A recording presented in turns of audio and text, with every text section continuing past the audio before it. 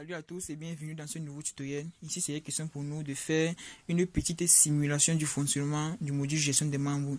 Donc, nous allons appeler quelques-unes de nos fonctions dans le fichier principal main.c et nous allons voir comment est-ce qu'ils sont exécutés de façon concrète. Merci. Et pour la petite remarque, merci pour ceux qui s'abonnent et pour ceux qui ne l'ont pas encore fait, nous vous prions vraiment de vous abonner pour recevoir de nouvelles postures. Et nous avons remarqué qu'au moins 90% des personnes qui regardent les vidéos ne sont pas abonnées. Donc les gars, nous comptons sur vous. Et n'oubliez pas aussi de liker. Merci. Et bien, après correction des éventuelles erreurs, bon, voici le code final. Bon, vous pouvez essayer de vérifier. Bon, ça c'est le module gestion des membres. Donc ce bloc de code permet de gérer effectivement les membres. Donc ça effectue les opérations de création de membres, recherche de membres, suppression de membres et modification des informations de membres. Ok, donc voici le fichier où toutes ces fonctions ont été exécutées, ont été implémentées, pardon. Donc vous pouvez essayer de consulter pour corriger les éventuelles erreurs que vous pouvez avoir. Okay. Donc ici c'est la fonction modifier. La dernière fonction. Ok, bon, nous allons maintenant tester notre code. Donc moi je vais l'exécuter sur un terminal. Donc avant tout il faut d'abord compiler notre fichier principal. Donc tiens à vous rappeler que voici notre fichier principal.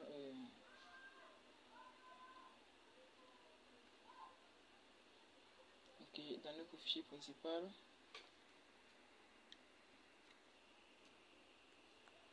on va tester les trois fonctions. La première fonction c'est la fonction créer un membre, rechercher un membre et ensuite supprimer un membre. Bon, la fonction modifiée on va la tester après. Okay. Bon, voici le fichier membre.txt. Initialement il est vide et c'est logique parce qu'on n'a encore ajouté aucun membre. Ok, bon, on va donc compiler notre code. Donc c'est gcc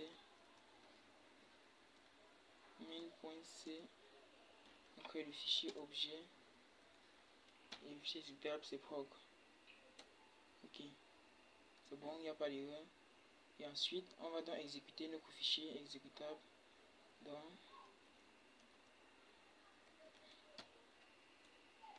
Ok, donc effectivement c'est la fonction créer membre qui s'appelle automatiquement, donc directement la fonction créer membre.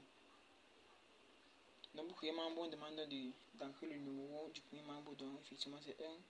Le nom du membre, bon je vais entrer Faucon. Le prénom Solution.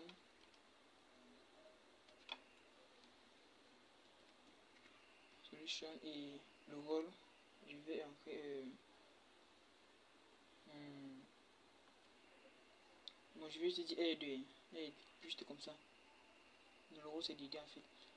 Et le montant à payer 0 francs. Ok, on dit que le membre a été enregistré avec succès. Donc nous allons aller dans notre fichier pour vérifier si effectivement le membre a été enregistré. Ok, voici membre.txt. Effectivement voilà le numéro du membre, le nom, le prénom. Ici c'était le rôle et ensuite le montant. Le montant, oui.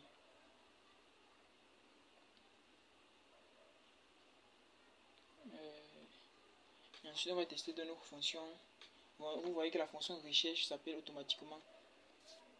Donc qu'est-ce qu'on va faire? Pour rechercher, on demande d'entrer le numéro du membre à rechercher. Voilà, donc pour rechercher je vais entrer par exemple 1. Effectivement ça me retrouve directement le membre. Donc numéro Faucon Solution aide. Ok, maintenant si je veux supprimer, effectivement puisque j'ai un seul membre, donc je vais entrer 1 par exemple. On dit que le membre a été supprimé avec succès. Donc je pars dans mon fichier, je regarde, il est vide effectivement. Donc effectivement le membre a été supprimé. Ok. Maintenant on va essayer de tester notre fonction renommée. ce que je vais faire, c'est que je vais appeler ma fonction ajouter membre plusieurs fois. Bon, ça, c'est juste la phase de test. Après, on va écrire un programme principal qui va permettre de bien gérer notre projet. Donc, je vais appeler cette fonction 3 fois en fait. Fonction recherche membre, fonction supprimer. Et je vais aussi appeler la fonction modifier. Modifier membre.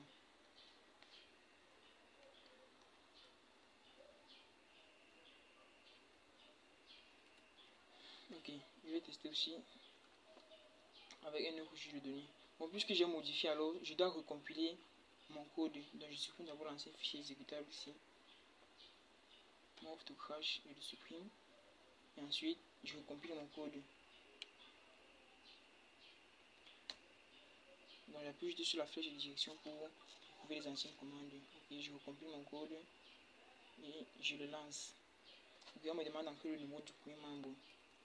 J'encre 1, le nom j'encre par exemple Toto. Le prénom, l'état, le rôle, je vais dire Toto est le président du club. Bien, le montant à payer, lui ne paye rien puisqu'il est le président. On dit qu'il était enregistré avec succès. J'encre un autre numéro 2.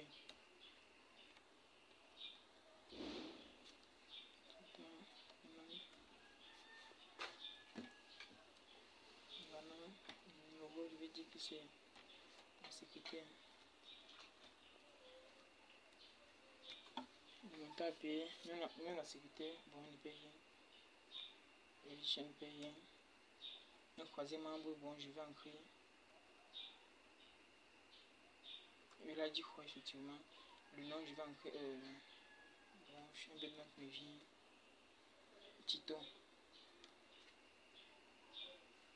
Tito, son prénom, c'est Tochi. Le rôle, je vais dire, c'est. Il est juste membre.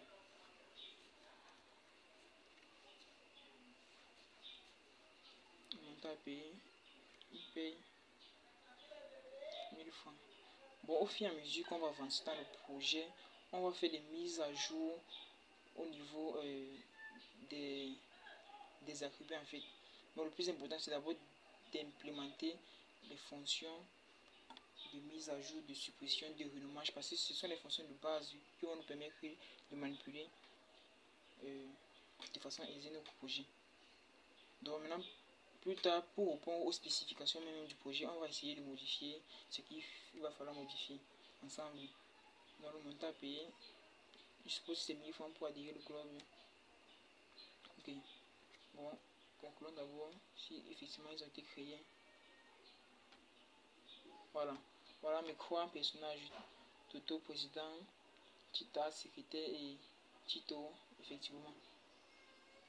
Bon, par la suite, on va essayer de rechercher le troisième membre. Donc, le troisième membre, c'est qui? Celui que, bon, je vais rechercher le deuxième membre. Celui qui a dit 2. C'est Tita. Donc, je vais entrer 2. J'ai entré 2. Et effectivement, ça m'affiche Tita. Donc, effectivement, le troisième membre a été recouvré, il est bien présent. Bon, je vais donc supprimer ce troisième membre. Tita. Donc, je passe 2 et je supprime. Donc, si je pars dans mon fichier, je vais voir que Tita n'existe plus. Effectivement, elle a été supprimée. Bon, je suppose que c'est le président qui l'a supprimé. Maintenant, pour modifier, je vais supposer qu'on va modifier notre président. Il ne doit plus être président, puisqu'il a supprimé le secrétaire. J'encre 1, c'est lui que je vais modifier. Voilà, quand j'encre 1, on me liste d'abord ses anciennes informations. On me dit son nom, c'est Toto, son prénom, c'est Rita, son rôle, c'est un président. Voilà, donc je vais modifier.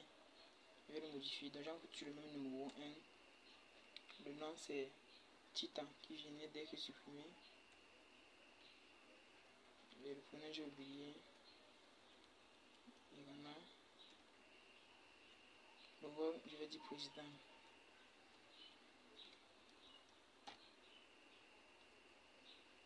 Ok. Et le montant à payer, on a payé 0 francs. On dit le membre a été modifié avec succès. Donc on part dans notre fichier, on regarde le numéro 1, c'est Tita Irana, présidente 0 francs. Donc effectivement, toutes nos fonctions de create marchent bien jusqu'ici. Bon, il nous suffit maintenant d'appliquer ces mêmes fonctions au niveau des autres entités. Voilà. Et après, on commence à répondre aux spécifications du projet proprement dit. Donc merci d'avoir regardé cette vidéo jusqu'à la fin. On se prend à la prochaine. Ciao.